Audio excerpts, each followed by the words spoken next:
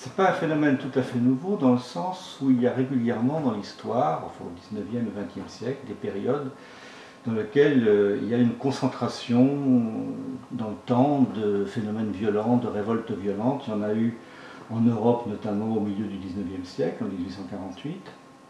Il y en a eu en Europe et dans le reste du monde à la fin de la Première Guerre mondiale, autour de la Révolution d'octobre. Il y en a eu à la fin des années 60, c'était les événements de 68. Donc, en gros, tous les demi-siècles, nous sommes, je pense, dans une période de ce type-là. Il y a énormément de révoltes, là, sur tous les continents, qui font que les gens s'affrontent avec les forces de l'ordre, avec l'État, ou avec d'autres gens d'ailleurs. La nouveauté de ce nouveau temps des émeutes, c'est que, justement, ce ne sont pas des révolutions, ce ne sont pas des événements, c'est une série d'événements très différents les uns des autres dans leur contexte local et qui sont du coup invisibles. Il n'y a pas un sens politique général qui est donné à ces révoltes, même s'il y a quand même quelques lignes directrices. Les lignes directrices, c'est la révolte lors de la mort de jeunes tués par les forces de l'ordre sur tous les continents. Ce sont des révoltes liées à l'attitude de l'État vis-à-vis des populations, à son manque d'écoute. Ce sont des révoltes qui sont dues à la malvie, au coût de la vie, et au phénomène de capitalisme rentier et financier. Donc ça prend des formes extrêmement différentes suivant les continents, mais il y a comme ça des fils directeurs qui donnent une unité, si on regarde d'à peu près, qui donnent une unité à ce phénomène.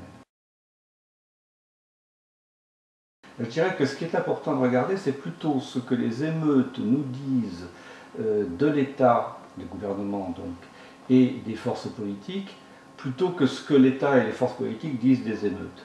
Car en réalité, cette multiplication des révoltes est due à une absence, à une déficience de l'État aujourd'hui, ce qu'on appelle la gouvernance, si vous voulez, qui se manifeste par une posture à distance des populations, un mélange comme ça de bureaucratie, de mépris et d'autoritarisme.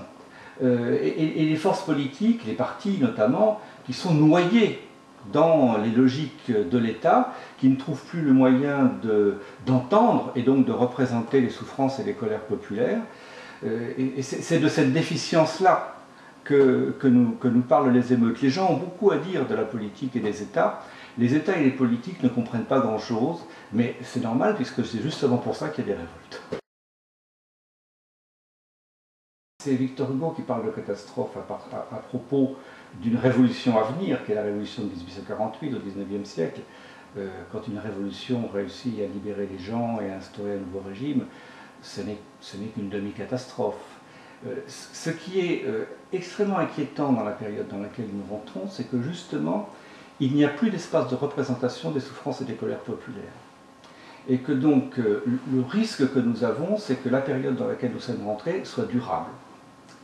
Et le grand danger qui nous menace, c'est l'escalade.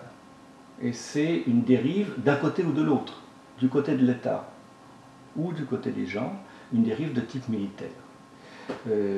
Qu'on commence à voir. J'observe les émeutes de très près, je regarde très précisément comment elles se passent. Il y a déjà des transformations dans les modes opératoires, dans la façon de faire, dans le type de mobilisation, qui me semblent tout à fait inquiétants, d'autant que du côté des États, il y a